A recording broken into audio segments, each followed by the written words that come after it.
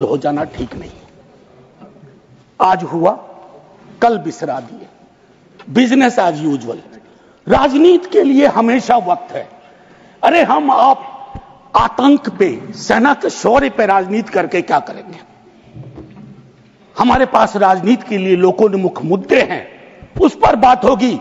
कभी आप चुने जाओगे, कभी आप नहीं चुने जाओगे, कभी ये चुने जाएंगे, कभी नहीं चुने जाएंगे। लेकिन सेना का मान और शौर्य एक ऐसी चीज है। सर, कल माननीय प्रधानमंत्री जी ने लोकसभा में, मैं सुन रहा था, उन्होंने एक बात कही, मैं भारत का पक्ष रखने आया हूं। ये संसद तो भारत की है, पक्ष और विपक्ष दोनों भारत के हैं। भारत का पक्ष तो इंटरनेशनल फोरम पर रखा, गुडविल मिशन में तमाम सदस्य गए, भारत का पक्ष रखा। आपको सरकार का पक्ष रखना चाहिए था। आपके समक्ष प्रश्न था, जो सरकार से प्रश्न थे, भारत माता से नहीं थे, भारत वर्ष से नहीं था, भारतीय सेना से नहीं थी। ये एक जो चीज होती है। और सर, मैंने लिखा, कई बार लिखा, इस सदन में भी कहा है, फिर दोहरा रहा हूं, government is not the nation. कोई भी सरकार चाहे उनकी रही हो या आज आपकी है, आप राष्ट्र के पर्याय नहीं हैं।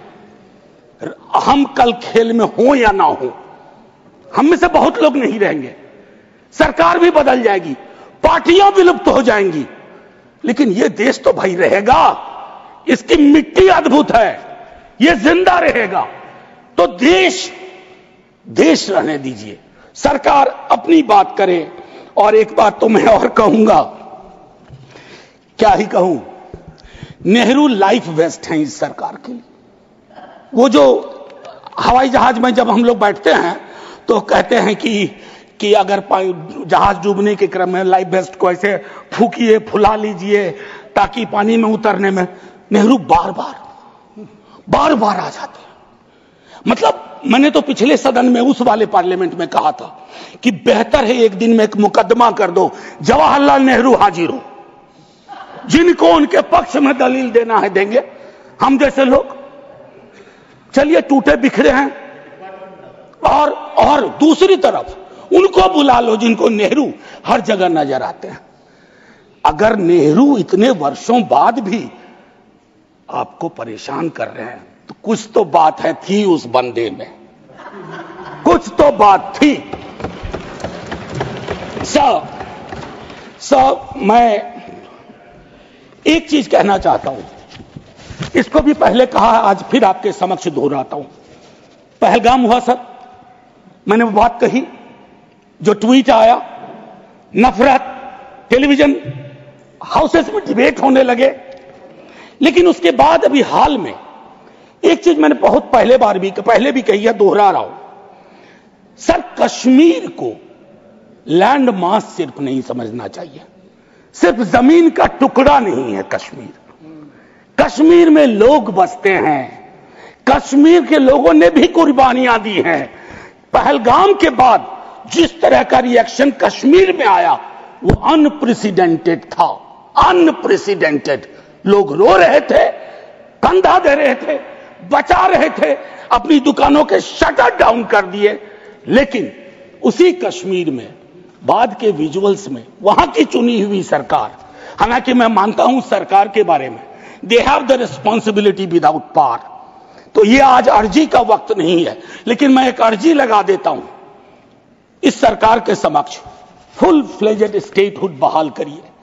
ऐसी छवियां जहां सीएम एक खास जगह ना जा सके, मौन करने के लिए, रेस्पेक्ट देने के लिए, श्रद्धांजलि देने के लिए। उसके बाद सब दूसरी पीड़ा एक हुई। हमारे एनएसए साहब ने कहा, एक कांच नहीं टूटा हिंदुस्तान का। सर, ये संवेदन शून्यता की पराकाष्ठा है। पूंछ राजौरी के लोग कांच से भी गए बीते हैं।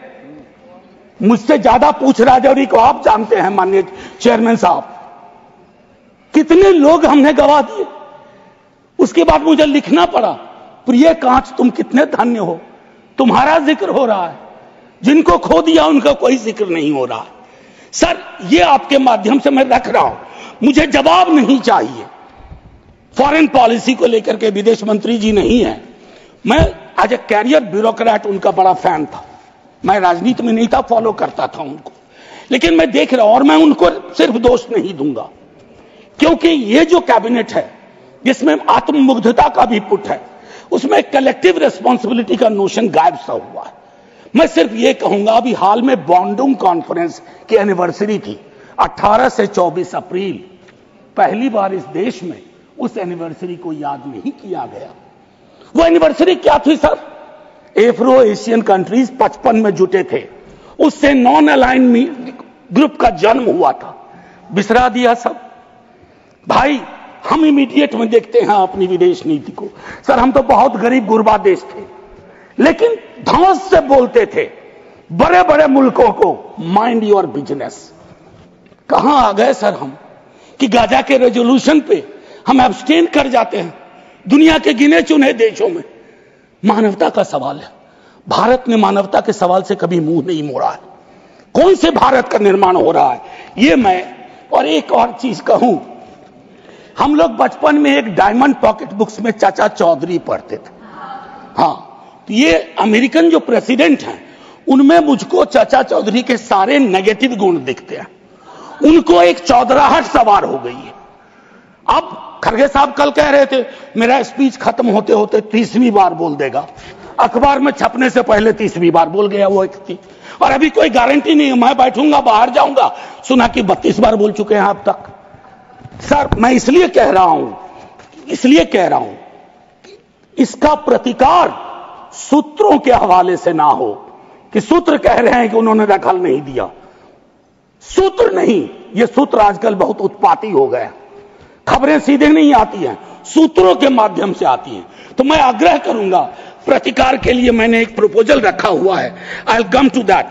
लेकिन मैं एक चीज और कह करके, डिप्लोमेसी ट्रायल बैलून भी ना हो सर अभी तो। और एक और चीज सर, डिप्लोमेसी के संदर्भ में सर, इतनी मित्र विहीनता इस देश की कभी नहीं रही। आपने गुडविल मिशन पूरी दुनिया में भेजा, बहुत अच्छा निर्णय था। इस रेजिम में पहली बार इस तरह का मिशन हुआ था। ऐसे मिशन लगातार भेजिए, कॉन्फ्लिक्ट टाइम और नो कॉन्फ्लिक्ट टाइम, लेकिन ऐसे गुडविल मिशन अपने देश में भी भेजिए जहां एक कर्नल को सिर्फ उसके नाम सरनेम की वजह से एक मंत्री अपशब्द अशोभनीय टिप्पणियां करता है। तो गुडविल मिशन तो इस देश को चाहिए।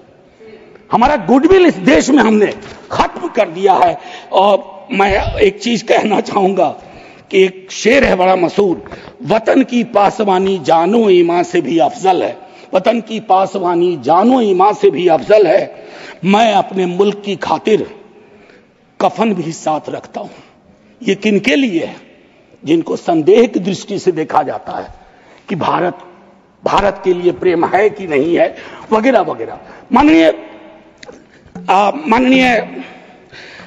सभापति महोदय, मैं सिर्फ एक आग्रह करूंगा, चूंकि कल की प्रोसीडिंग मैंने लोकसभा की भी देखी, मुझे दुख हुआ कि इस पीड़ा ऑपरेशन सिंदूर, जिसमें सेना के शौर्य को पूरा सदन सलाम कर चुका है, लेकिन जो विसंगतियां सेना ने इंगित की समय समय पर, जिसमें पॉलिटिकल डिसीजन का बहुत बड़ा कंट्रीब्यूशन था, उसको रेटोरिकल अंदाज से, रेटोरिक से कवर नहीं किया जा सकता है।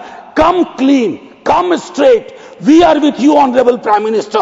So I propose from this House a resolution, finally a resolution. This House unilaterally condemns the repeated statement of American President Donald Trump and find him the epithet of the greatest liar of the century. Jai Hind, sir. Thank you, Manoj ji. Message from Lok Sabha.